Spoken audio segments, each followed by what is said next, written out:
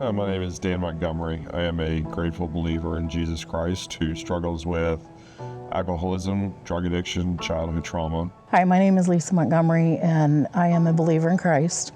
I have struggled with anger, a lot of anger. I've struggled with some childhood traumas. I've struggled with some really poor decisions as a young adult that inhibited multiple relationships and has created a wall around myself in a protective mode. So lots of walls built up that need to be torn down. I'm going to tell you a little bit about ourselves and how Celebrate Recovery helped change our lives. I was born in the early 70s, around 1970, and my parents were divorced very shortly afterwards. We moved to California when I was 3, where my stepdad followed. They were married shortly afterwards, and it was a very traumatic time. There was a lot of abuse in the home, a lot of anger in the home, and a lot of coping mechanisms began at that time, dealing with stress, dealing with anger. We moved several times, never really got a chance to get to know anybody, make any friends, have any type of real childhood because of that, which led to a lot of anxieties of being around people. We moved back to Ohio in 1980, where we lived with my grandmother for a while, and it was the first time that somebody ever spoke light into the fact that something was wrong in the home, that the kids should have came first, and that never happened in our home.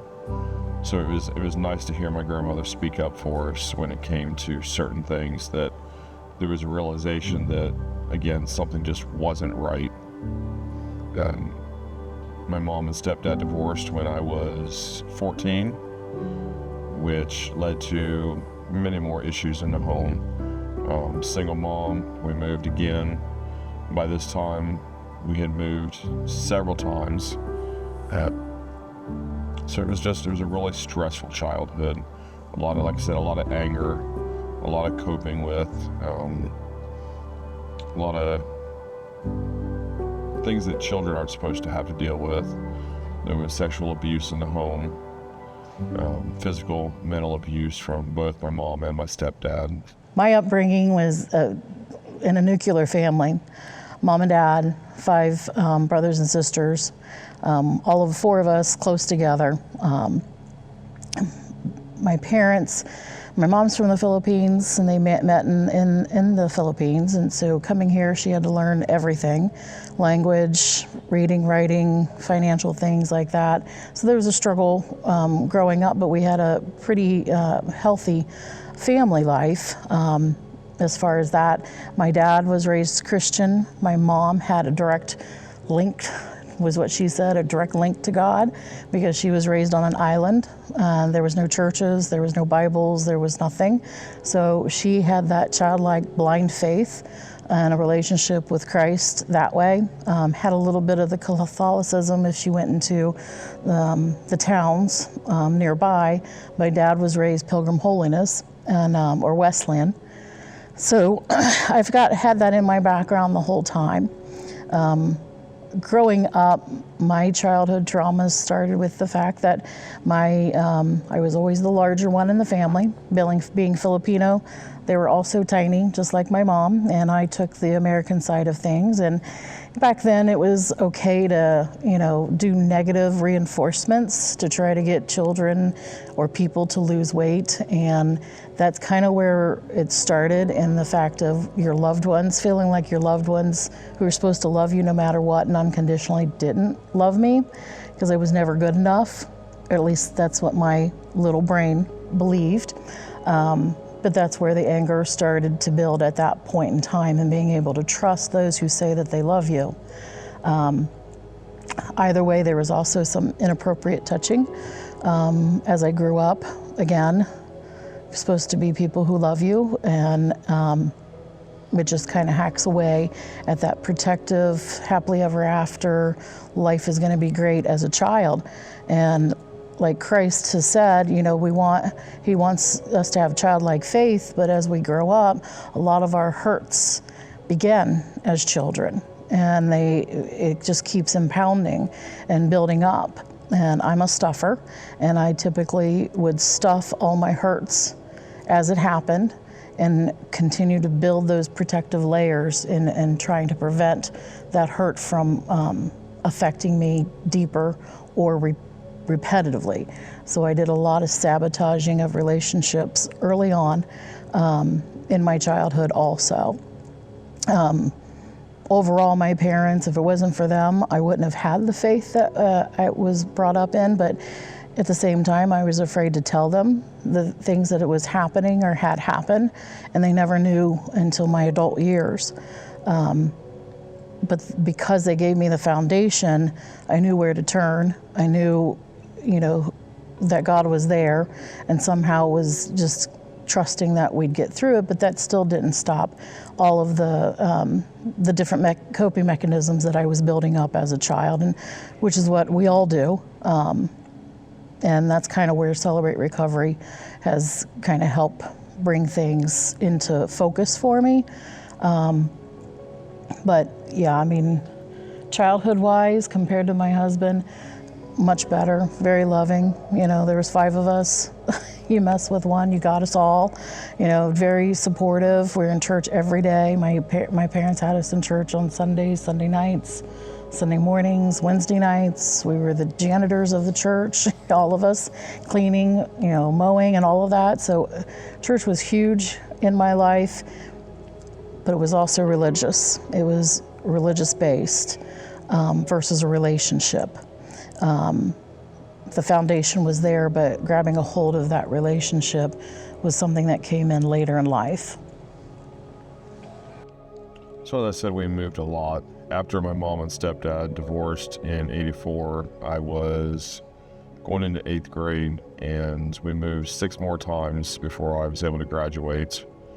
I ended up moving in with my dad for a short time during my senior year. I was in California, and it was at that time that I was introduced to drugs.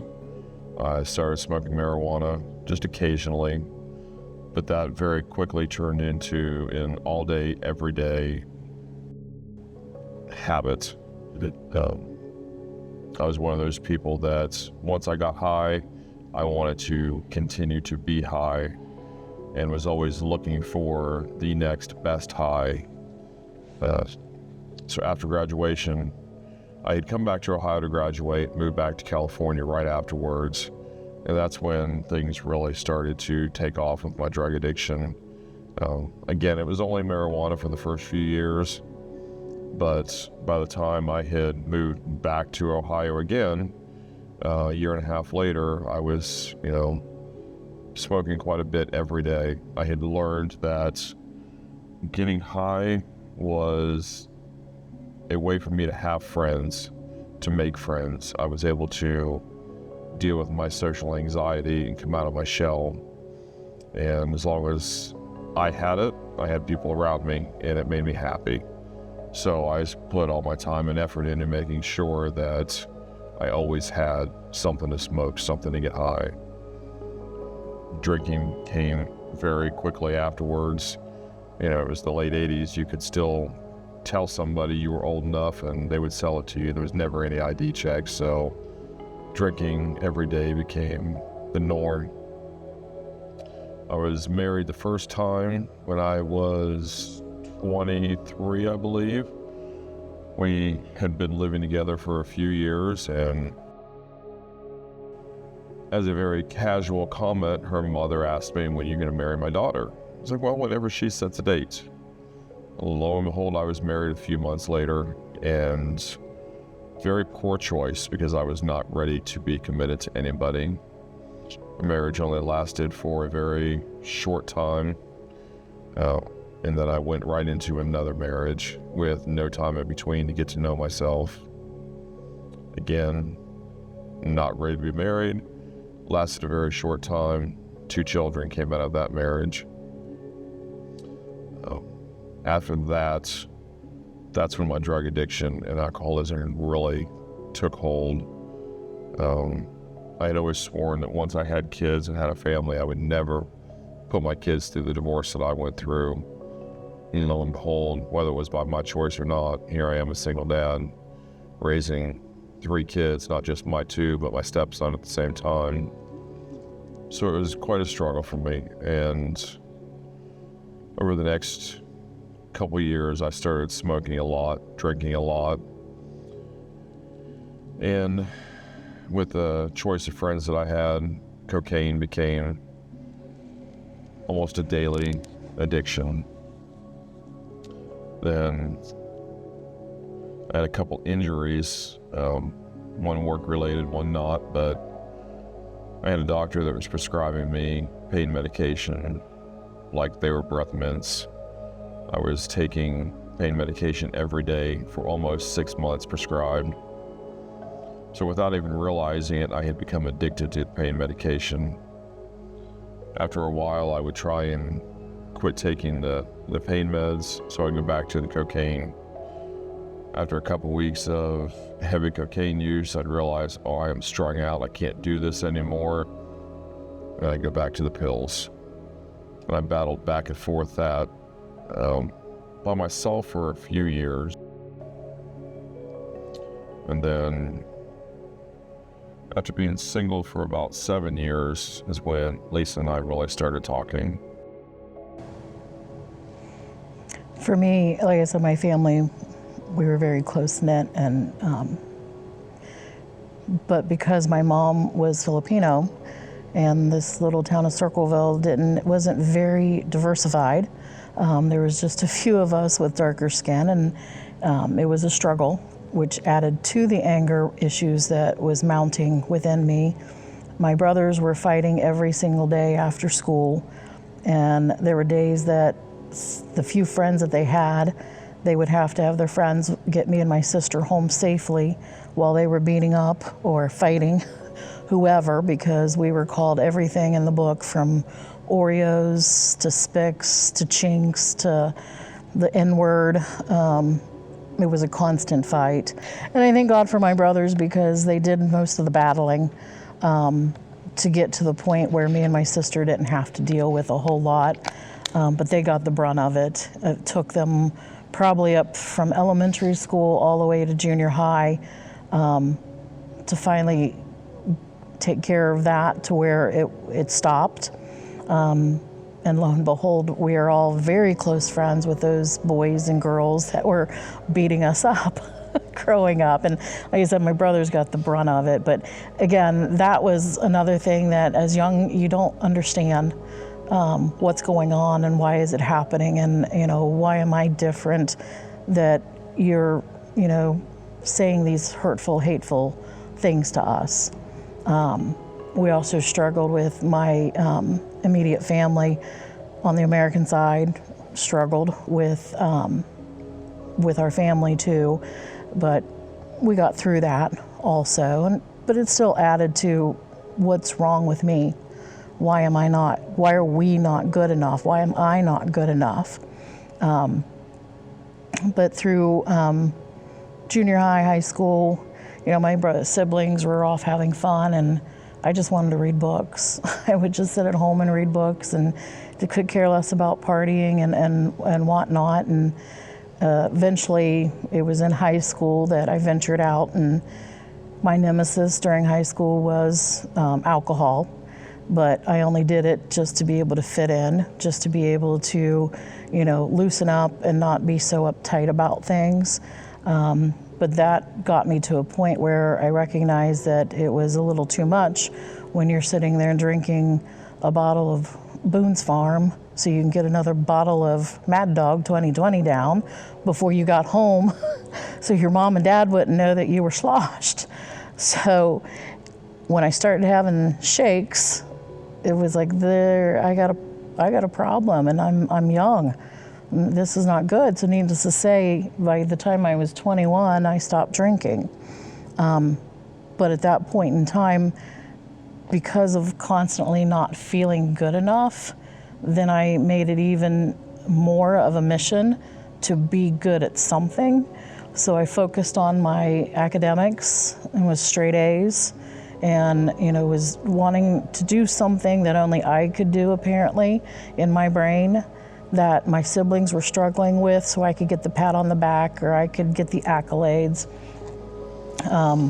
And then ultimately had multiple, or not multiple, I mean, I only had a few relationships, but again, trying to fit in and trying to be loved and be good enough, and engaged in premarital sex that created a whole nother hole in a young girl's heart when they think that it's going to last forever. You're giving yourself to your first true love, you're talking marriage, yeah, you're only in the 11th grade, but you know, it's going to be forever, and then you ultimately get your heart broke for the first time. And that added to the anger, added to not being good enough, added to nobody's going to hurt me. And that mantra just kept building throughout my life of nobody else is going to hurt me. This isn't going to happen to me again. And from there I went on to college and got involved with someone that I ultimately married and thought for sure it was going to be forever. Happily ever after. You know, my parents, I rarely ever seen my parents fight. I think I woke up in the middle of the night maybe twice in the 20-some years I lived in the house to hear them fighting. Typically they kept it to themselves, but there was, you know, never blow-ups and things like that. So it's like you always work through it. And that's kind of what I thought marriage was going to be, is we're going to work through it. And ultimately it didn't. And on top of that, the person I chose was not faithful and was just constantly running on me. But I was trusting and believing that it was, you know, he was being faithful because he had the charming side and he could twist things around. And I had people trying to tell me there's something not right here, you know, there's something going on. In the end, I ended up having a little one, and at 18 months old, we got a divorce, and it was a very, very nasty divorce. Just constant turmoil. And then that vision that a little girl has, that marriage is forever, that you're going to have your happily ever after, and because it's kind of what you were raised to believe, was completely torn to shreds. So trusting any other man at that point wasn't going to happen. And I spent the next 4 years, just me and my daughter, just focusing on my daughter and quite frankly, man-hating. Didn't want anything to do with men, didn't want anything to do with any kind of relationship whatsoever. I was bound and determined I was going to raise her by myself. But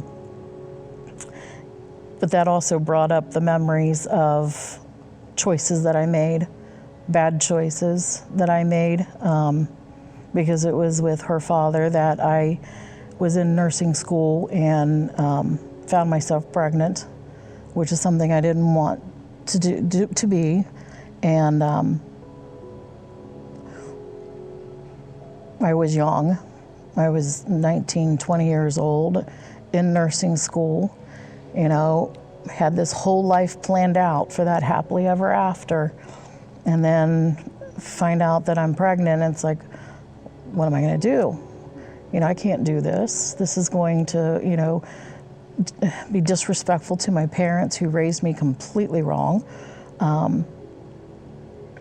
I knew right from wrong. I knew, you know, what I should and shouldn't do. But I was also bound and determined that I wasn't going to get off my path of what I wanted for myself. And ultimately I went to one abortion clinic, which I think back, and it was like, you know, they say God always gives you an out before you take that step off the cliff. And he did, because that first clinic had me fill out a survey. And that survey asked me specifically about my faith and how I felt about those things. And I let it be known that, you know, I wrote it all out. I'm sinning. I'm going to be a sinner. You know, I'm not going to be forgiven for this. This, you know, it's just like God's not going to be happy with me. And the counselor pulled me in and turned me away that day and told me they couldn't do it for my own mental health. They just didn't feel like it was the right decision for me. Had I dropped to my knees at that time, I probably would have made a different decision. But the carnal side of me still wanted that pristine, well planned out path that I made for myself in high school. And I found another clinic that did that for me. And I was alone there. And as I lay on the table and you hear the noises, and I got a nurse holding my hand, and I'm through the whole thing begging God to forgive me,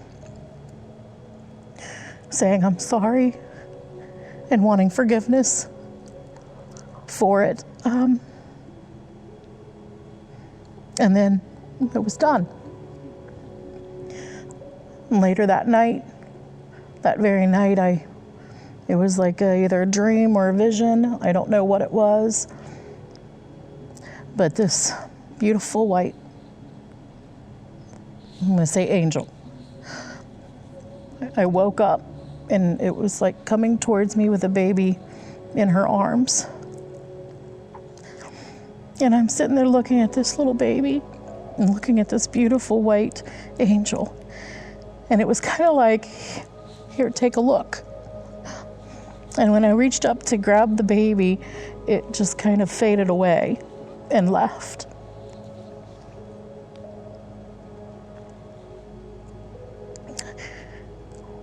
And the only thing I could think in that moment is, he at least let me see. But I have to believe that God gave me the opportunity to see my child. And it's taken years.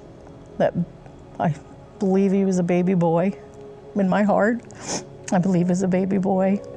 And I've named him Samuel. That I will see him again someday. And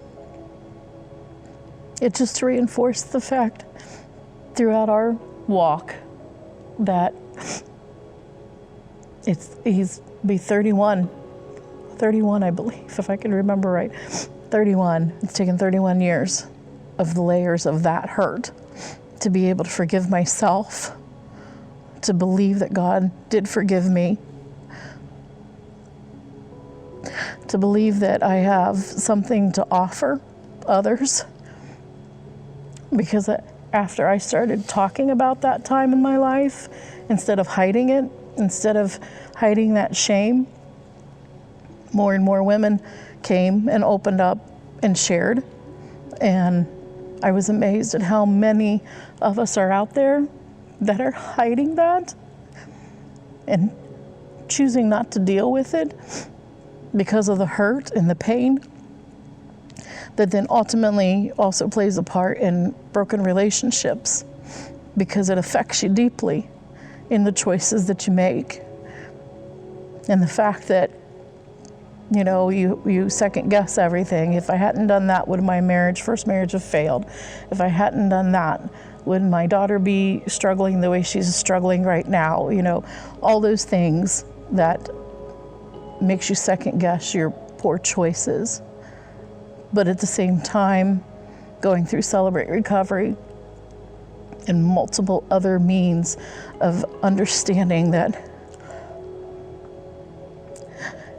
God loves me. And when I asked for forgiveness and truly repented of that I was forgiven. And I sit and I think about what's going on now within the country, and abortion is not meant for contraception. It's not meant for any of that. And as much as people want to sit and put off that it's this little bit, the majority of it is contraception. And those are not right choices. And for that, I chose not to have children at all at that point, and made sure that it never happened again until I was ready. And that was a good 10 to 12 years later. So when Lisa and I started talking, this would have been almost 17 years ago. Actually, a little more than 17 years ago. My addiction had completely blown out of control. I was spending $200 to $300 a week of my own money, hustling, stealing, doing whatever I had to do to feed my addiction.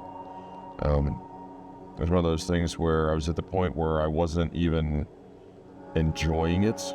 I wasn't doing anything for the relaxation. I wasn't doing anything for the high. It was survival mode at this point. And anybody that struggles with addiction, once it's out of control and the beast takes over, it's just an everyday fight from the time you wake up. Where am I going to get my next pill? Where am I going to get my next dose? Where am I going to get my next fix? And it becomes a complete takeover of your life. It caused many issues in our marriage. I lost my daughter for a short time. It was a very rough time for us. Like I said, I was stealing everything that wasn't bolted down. If I could sell it for pennies on the dollar, buy my next pill, that's what I was doing. It cost me several jobs, several good jobs. And it was just, again, it started out as just, this is what I'm going to do to cope. I didn't realize that all the things that happened during my childhood and my young adult life had taken that much of a toll on my life. But it definitely sent my life spiraling out of control. Again, losing, my daughter walked away from me for about 2.5, 3 years. I lost that time with her, made life in the home absolutely miserable for my wife, my stepdaughter. So when my son would come for the weekends, it was just chaos, because at this point, Lisa was done. She was ready just for me to be, God remove me, or whatever it took. So she was gone a lot during the weekends at her mom's house. She spent a lot of time at work. She was working probably 70 hours a week at this time, just to avoid me and what I was doing. It was a very traumatic time that I put us through. We were going to the Potter's House in Columbus for church, and as we were getting off the exit ramp at Wilson Road, a song come on the radio. Up until this time, I had tried several times to get clean. Every time I went on vacation, the week would be absolutely on you for me, because I would go through my withdrawal. But by the time the week was over, I'd be clean and I would feel great. We'd come home and I would do good for a few days. First time, it was probably the day we got home. Next year we go on vacation, I might make it 2 or 3 days. The next year we'd go on vacation, I would make it a week. Even got to the point where I had gone a couple weeks. But before this happened, I was working for Rumpke as an auditor, and my addiction was horribly out of control at this point. And somebody had given me some medication to help you not have the cravings to take medicine. She warned me ahead of time, make sure you're in withdrawal before you take this. Well, I didn't wait till I was in withdrawal. I was out, I was starting to hurt, and I knew it was going to be a long day, so I went ahead and took it. Within 15 minutes, it had thrown my body into an absolute withdrawal. Had to be rushed to the emergency room in Licking County, and was experiencing detox like I had never experienced pain in my life. Spent several days at the hospital there, and at that point, when I got clean, it lasted a couple months. But then, as always, I thought I have control of it now. I can do a couple pills and I'll be fine. And then a couple pills turned into a couple days, which turned into a couple weeks.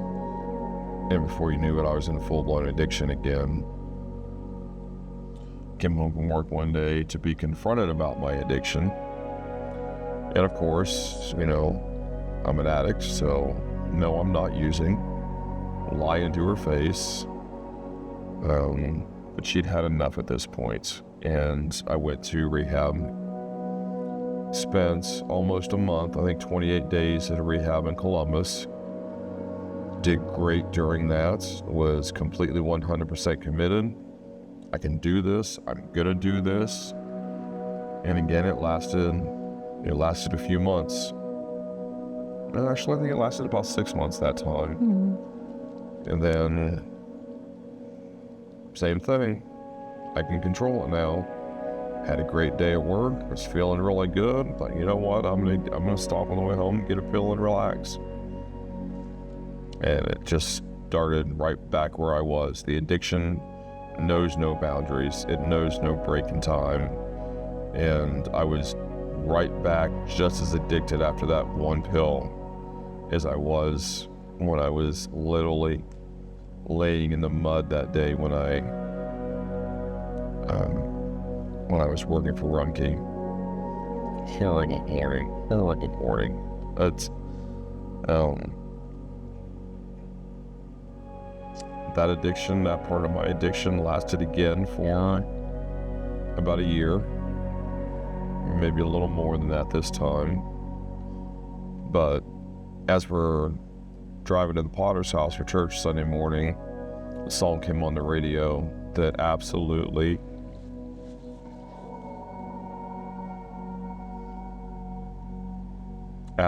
wrecked me and changed my life.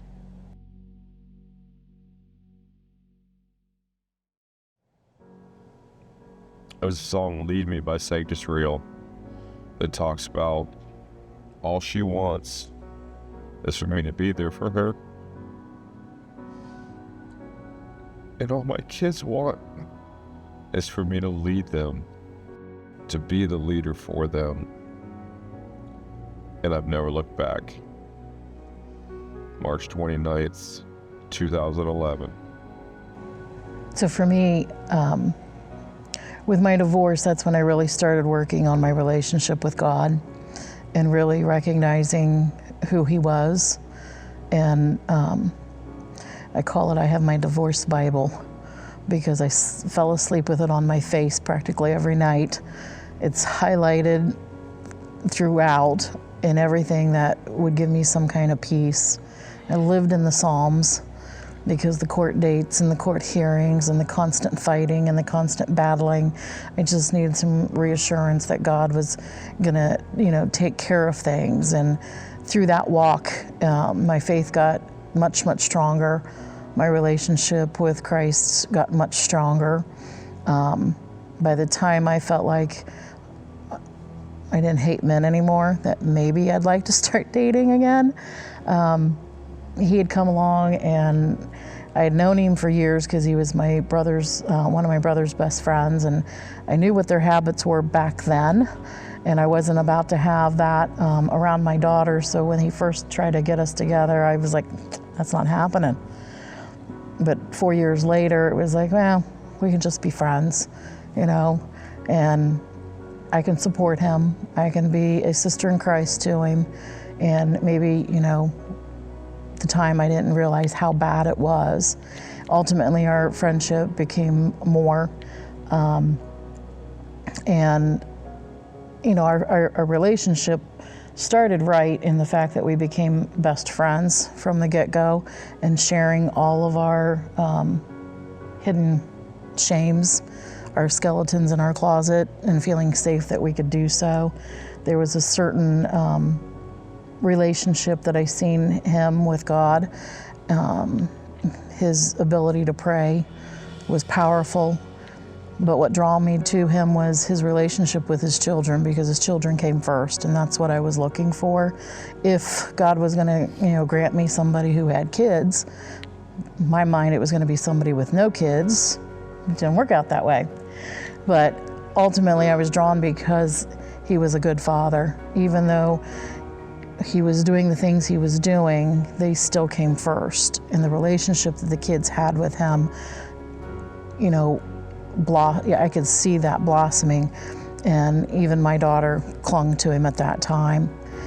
But then when I started recognizing that he was having some issues, still not realizing how bad it was. And I was naive. I was extremely naive when it came to drugs. I had nothing to do with it. I didn't even know what it looked like. I was at his apartment one time, gonna take him to church. And I picked up this bag. And I'm like, where do you want me to put your oregano? No, it wasn't oregano. And I had no idea until I seen the wrappers. And I was like, what do you need these for? But it's like, okay, it's weed. You know, we can work through that, whatever. But it just progressively kept getting worse. When we got married, it just got even 10 times worse. I think the green light went on and it's like, I got her and I don't have to hide it anymore like I was hiding it, and he just exploded. And God blessed me, has always blessed me through every trial I've ever been through. He's always blessed me with an accountability partner, strong women who could help me through what I was going through. When I was going through my divorce, I met women in the chapel unexpectedly, and you know, they just prayed over me and they held me up through that whole process. With him, it was a coworker that we shared an office with, and she held me up, she prayed over me, she prayed with me. You know, she, would let me be angry. She'd let me, do whatever I needed to do to get through it. But she would always feed and sow seeds of forgiveness and accountability and obedience. She didn't have the same issues that I was going through, but, there was times that she needed help to stay in her marriage also, because there were some struggles there. And we even Googled, what's the biblical way that we can get out of this marriage? And Google even told us we had no right. So there was no biblical reason that these men, what they were doing, for us to give up as wives. So as much as we wanted to try to twist it that day at work, we couldn't twist it, which then we just had to keep praying for each other to get through it. I did try to go to a Christian counselor, and the Christian counselor, unfortunately, had just lost a son to addiction, and she desperately wanted me to walk out. And as much as I carnally wanted to be done with Dan, my spirit wouldn't let me. It just would not let me. And that then created some animosity and anger towards God of why? Why are you making me stay in this relationship? This is not healthy for me. It's not healthy for the kids. What's going on? But because of what he had already gotten me through in the numerous trials that I've had up to that point, I knew that my disobedience wouldn't be a good thing either. And at the same time, if he was asking me to stay, there was a reason why he was asking me to stay. And I could leave and miss that blessing, or I can stay and get that blessing that he was planning for me. And as hard as it was, I lost a lot of friends. I lost my family for a short time. I even lost Christian friends that, were there for me, because they all thought, walk away, Lisa. And then it was always hearing, I know you love him, but this and but that. And I'm like, no, you don't get it. I don't love this man. There is no love here. I can't go. God is not releasing me right now. And then when he ultimately had that situation with the roadside and with working with Rumpke and overdosed, he was taken emergently to Fairfield, which is an hour or so away from us. Fairfield Medical, I think it is. New Albany. Or New Albany area. And everything in me did not want to go. I didn't want to be there. And I reluctantly showed up. and he was sitting there on the cart, crying and, asking me to hold him. And I'm like, that's not going to happen. No, you're making your bed. You're making your bed. And ultimately, I left him in the emergency room, and I never went back and he was admitted for a week. And I prayed through that whole time and begging God to, what more? What more do you want me to do here? And one of my aunt called me and was like, Lisa, why don't I go up with you? I'm like, no, I don't want to go. He's like, well, why don't I'll go with you. I'm like, fine. I guess as a wife, I should be there.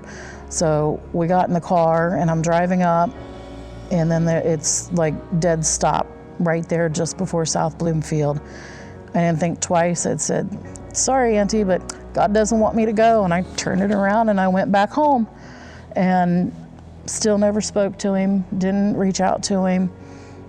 But it was my mom that I had spent an evening with, and she talked with me about forgiveness and allowing him the ability to change. And I ended up going and picking him up and bringing him home at that time. But like he said, it didn't last long, and he was starting again.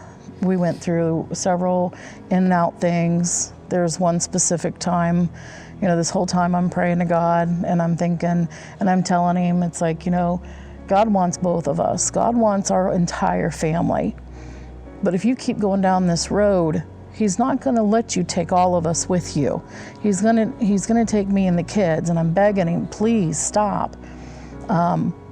Ultimately, he fell off the wagon again, and I just wanted him out. But by then, I'm in a financial situation that I don't know how I'm going to make the bills meet, and I'm working 70 hours as it is just to stay away from him. And it's like, I don't know what I'm going to do. And God was telling me to kick him out. And I'm like, are you serious?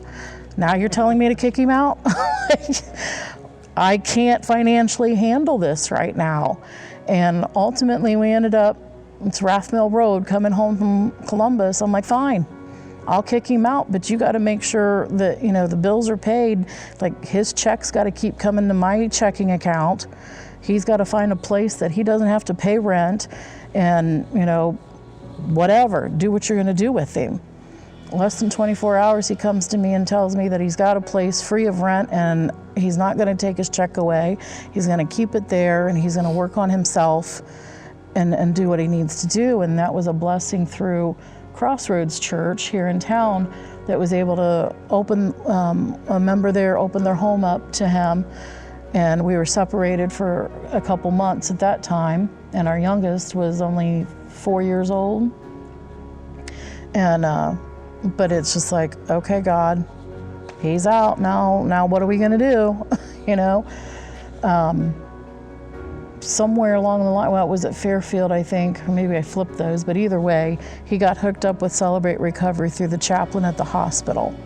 And he was driving to New Albany every week to go to their Celebrate Recovery. And I knew nothing about Celebrate Recovery. I didn't know anything about it. And he was coming home telling me, that it's a faith-based, Christ-centered recovery group. And I'm like, woohoo, we're finally on the right path. But of course, that didn't last very long. So I looked it up, and I found a Celebrate Recovery here locally. And of course, being the person that I am, made sure that he was there, and that was the stipulation for him to come home, that he had to go to this to Celebrate Recovery. I was going to go with him to make sure that he was there because, he's the problem, not me. And we ultimately got in there, and the more I listened to the lessons of Celebrate Recovery, started recognizing there's some things that God needed me to work on. So as Lisa said, when I was in the hospital in Newark, Licking County, wherever that was, I had a chaplain come into my room and started talking to me about Celebrate Recovery. And it sounded like, this might be the thing, that will help me. So I was driving. For about 2 months, I drove up there. Really liked it. It was a great program. And like Lisa said, we found one here locally, which made it much easier that we could both go to.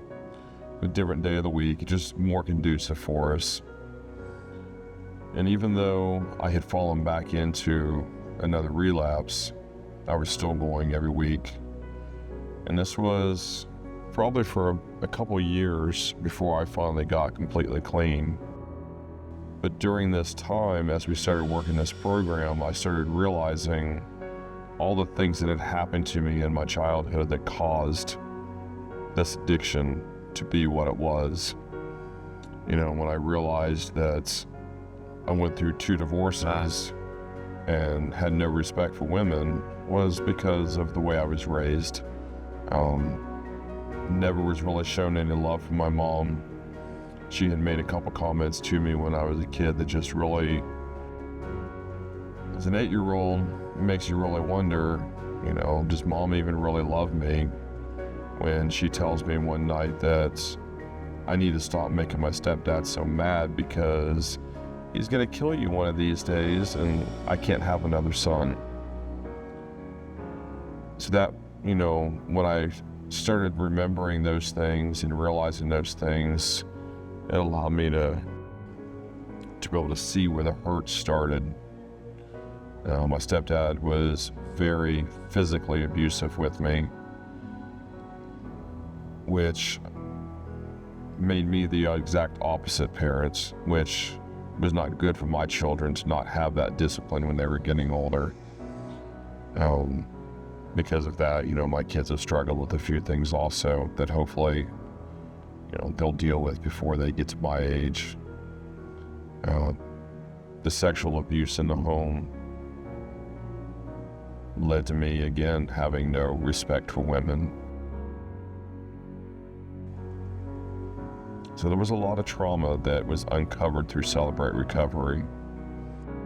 But over time, once I finally made the decision from hearing that song to get clean, I was able to finally start peeling all those layers back, working through all those hurts, uncovering and realizing all the damage that I'd caused in our marriage because of the decisions that I made. But all those decisions came from the trauma from when I was a kid. You know, the first 13 years of my life when, you know, all those things were going on shaped me into the man that I was at that time. No respect for women. Drugs and alcohol were a great way to cope with everything. We finally had friends. I was the life of the party. You know, I worked my butt off for everything that I had so that I could continue to party and have the lifestyle that I enjoyed. But not realizing how many lives I was wrecking in the process. Pretty much didn't care how many lives I was wrecking in the process. But through finally working and truly working Celebrate Recovery, I've made amends with almost everybody in my past. Still working it, still a work in progress. You know, Christ tells us that he's not done working with us until the day he returns. You know, I'm living proof of that, and I'm grateful for what Celebrate Recovery has helped me do. I'm grateful for a beloved that has stood by me and helped me through all of this.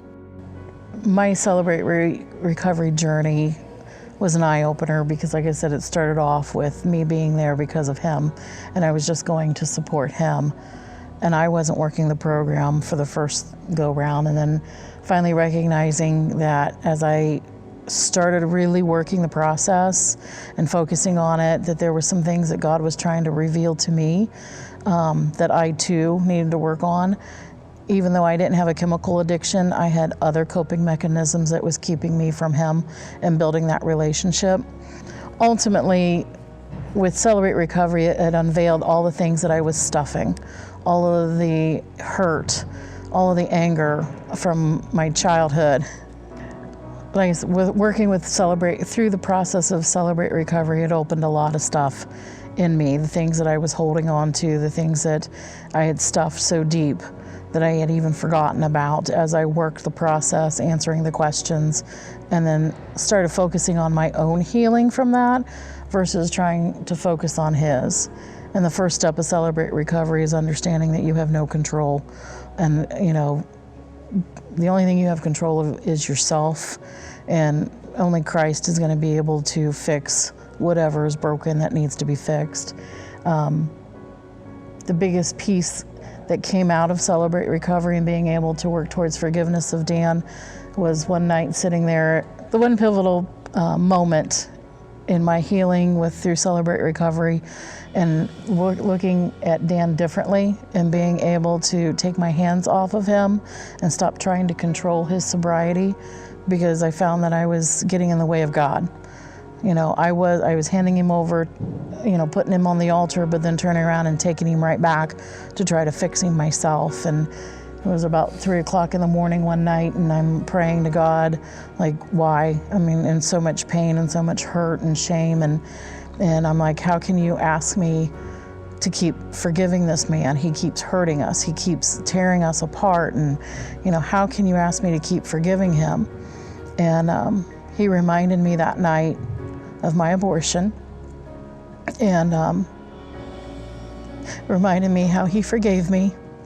He forgave me that moment that I asked for forgiveness. And that was the pivotal moment for me to get my hands off of him and to let God take him and do what God's going to do with him, because I was in the way. And from there, I focused on Celebrate Recovery, focused on my own recovery, my relationship with Christ. I got involved with Celebrate Recovery and was leading the ladies' small group, helping other women who were struggling with things, and was out of God's way. And that's when things started turning for us, that Dan started making better choices and decisions, and, got us where we needed to be. And through it, I don't think if we hadn't gone to Celebrate Recovery, it wouldn't, I don't think it would have taken a lot longer, because we both needed to know that it's through Christ and Christ only that's going to do this healing for us. For me, when you're talking about Celebrate Recovery, again, my journey is my journey, and I don't at all say that my journey is going to be every woman's journey when you're dealing with someone in addiction. I was led to this journey. I was asked to be obedient. I was asked to stay steady and trust him with blind childlike faith, because that's exactly what it was, is to trust God that he was going to get him through this. Because the more he didn't let me go, the more I had to lean in the fact that God had a bigger plan. And Jeremiah 29:11 is my life verse. And I had to recite that in my head all the time. He has a plan not to harm me or hurt me. And right now, I can tell everybody that I am treated the way I expected, wanted, and needed to be treated as a wife. As a woman, he cherishes me the way I always wanted to be cherished. He takes care of me and he loves on me. He does everything that I ask. And who would have thought that the path that we took, that God would have turned this around? And, Tragedy and Triumph, Montel Jordan said, with every promise, there's a process.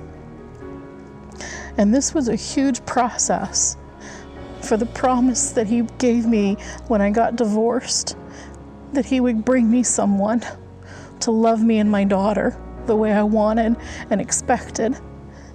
And it was a process, because in the time I needed to go through and heal myself from all of those hurts, because then I couldn't be the wife that he needed to be and the mother that his children needed to be.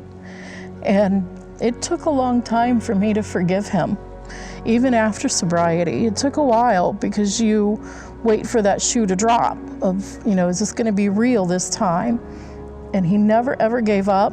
He never ever gave excuses. He always said he was sorry.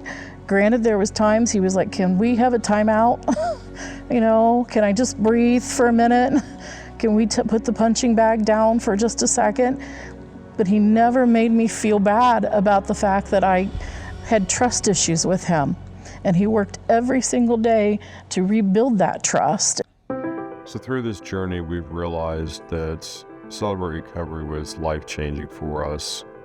Anybody that knows me, knows my past, knows my beloved and knows her past, knows that we went through a lot and we've came through a lot. Our hurts, our habits, our hang-ups, we've been able to lay them all on the table through Celebrate Recovery. It's there for anybody that's hurting, anybody that's had anything happen to them in the past, anybody that's struggling with anything can use this program with Christ's help for true recovery, so that someday you can stand in front of everybody and celebrate your recovery.